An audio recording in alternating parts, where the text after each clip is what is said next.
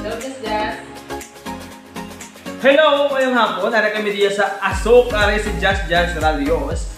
Isa ka Bonakid user dito po sa Asok. Asok is part of Negros Island, Cabangalan City. So ito si Jazz. For almost 2 years and a half na siguro yung paggamit niya ng Bonakid. Kasi masarap yung lasa, kaya ayun, Bonakid talaga siya. Batang may laban.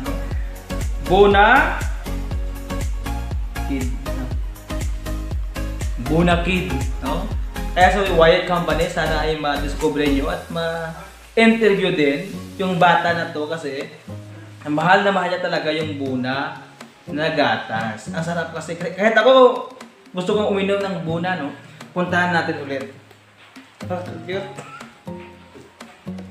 Ayan! Dito sila. Ayan yun, sa likuran ko, yun yung mga stock na binili niya. Almost, ano na siya, umabot na ng 100 plus na karton. Kung isipin mo, nasa 100,000 na yung ginastos nila dahil lang sa Buna na gatas. Yan. Ito yung bata.